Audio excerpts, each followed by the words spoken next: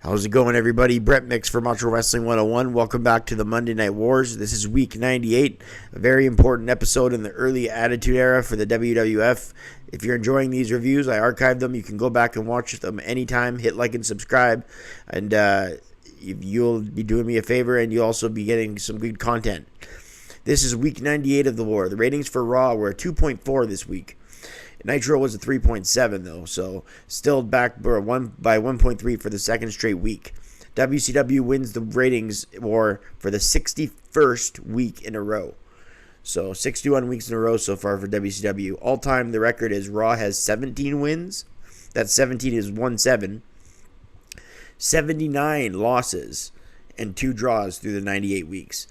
This is a big show as it somewhat cited the birth of the Attitude Era. It was in the video game WWE 2K13, I want to say, where they had Cactus Jack versus Triple H. That's more on that later.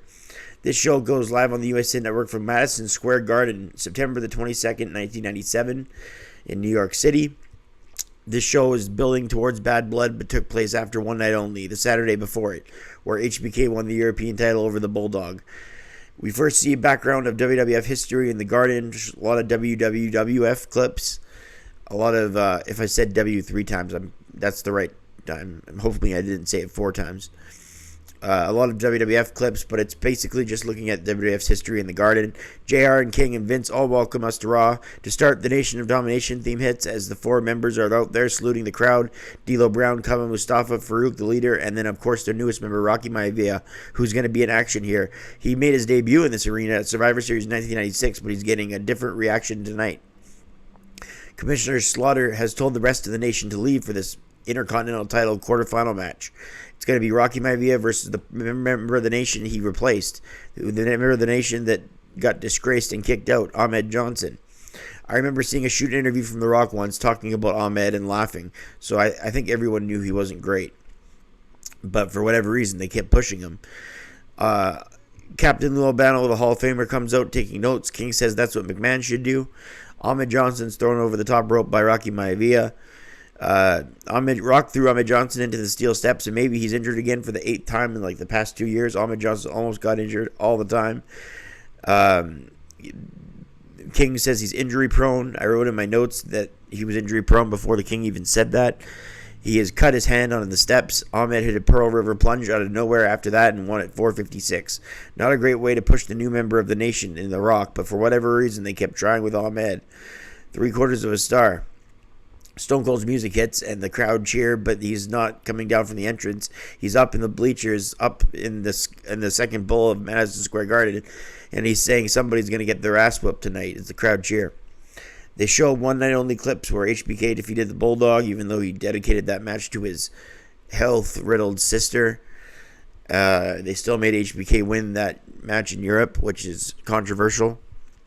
Undertaker's gong goes off, and he gets a loud ovation going into New York City. McMahon goes over the rules of the Hell in a Cell, how no one can get in and out. Well, that didn't end up happening, but that's the rules. Taker says, first off, Bret Hart, the day will soon be on you where the Reaper comes calling before you have your judgment day. I'm speaking a little bit faster than Taker spoke. He says, Shawn Michaels has his date with Destiny at Hell in a Cell. There's only one way out, and that's over my dead body. Unfortunately for Michaels, I could never rest in peace, but I can sure enjoy you watching your rotten corpse rotting in eternal damnation. I don't know how you said rotten corpse rotting without being a tongue twister, but that's what he said. HBK's music hits, and he says, is it my imagination or is the WWF giving HBK the shaft again? And he goes over what he's been made to do in the past few months, like BRF at SummerSlam. Now he's going to be in the match with Taker with No Way Out. HBK says to Taker, do you know who the hell I am? HBK says, I can always bring out the pain, and all you have to do is show up.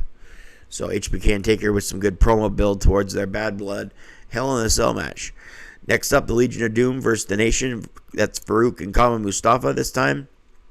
A big power slam off the ropes by Kama to Road Warrior Animal. He tags in Farouk, then Road Warrior Animal tagged in Hawk, who runs into the boot by Farouk.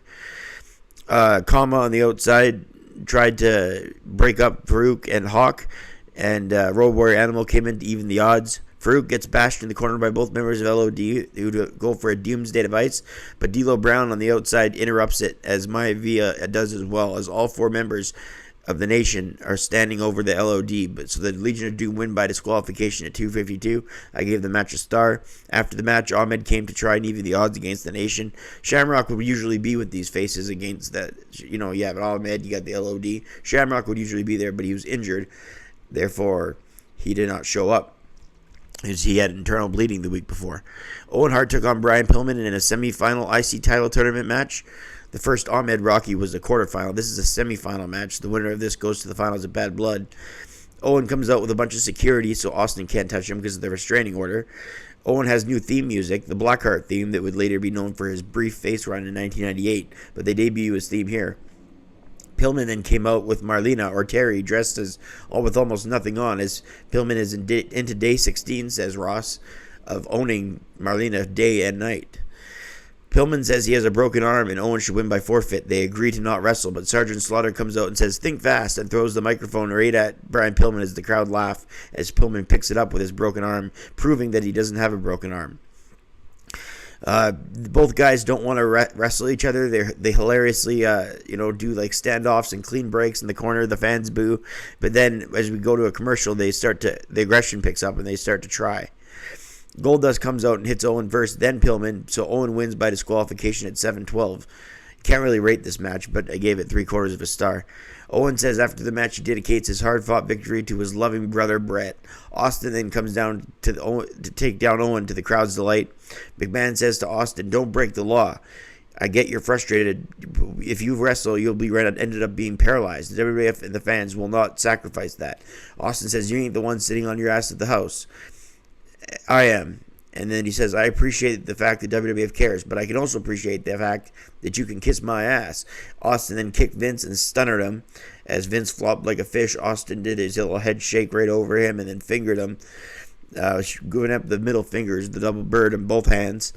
And then Austin gets arrested after that, and the fans are going apeshit as he finally got the boss. He's stunning everyone: Slaughter, Ross, King, and now McMahon. Warzone pyros go off. King and Jay are both talking about getting the stunner and not being happy about it, so the McMahon's not at the commentary anymore. Next up, we have Dude Love versus Helmsley in a Falls Count Anywhere match, but it's not Dude Love, it's Cactus Jack. Dude Love says the match is in his bag, baby, on the Titantron, and Mankind says he's the right guy either. And then Cactus Jack comes out as MSG pops, chanting ECW. Jack comes out with a trash can shot to Helmsley. Side suplexes on the concrete, head against the ramp way. China level Cactus on the outside. There's no DQ. Both guys go to the exit location in the front MSG. That little alleyway in the front at Madison Square Garden. They battle all the way there to the back where Randy Savage had Crush hanging at WrestleMania 10, if anyone remembers. Cactus Jack is pretty much wrestling 2 people here, Helmsley and China. It ended with Cactus Jack winning at 13:40 after he had dodged a pedigree attempt and did a pile driver through the table. And Cactus Jack won at 13:40. I gave it 3 stars and 3/4. A thrill ride from the get-go. One of the best moments of a night to remember from the Garden. HBK does his stripping. Michaels does another promo. Undertaker doesn't look happy. Helmsley from behind as Taker was set up as DX, before they were called DX, do a little jump shot on the Undertaker as they rough him up before Bad Blood. Brett comes out and gets a decent reaction and says that everyone in MSG knows he is the best there is, the best there was, and the best there ever will be, because he wrestled Mr. Perfect at SummerSlam 91 there. He wrestled Owen at WrestleMania 10 there. He wrestled Austin at Survivor Series 96 there. All those matches are in the 5-star category realm. Next up, he took on Goldust, and he worked over the leg trying to get him ready for the sharpshooter. HBK came out to watch. HBK versus Brett was like Sting versus Hogan in 97. It's the match you wanted to see, but then they'd end up both being disappointments when they came there. They both revolve around Bret Hart. Not that he's to blame. I gave the match 3 stars as Brett won with 12:50 with the sharpshooter.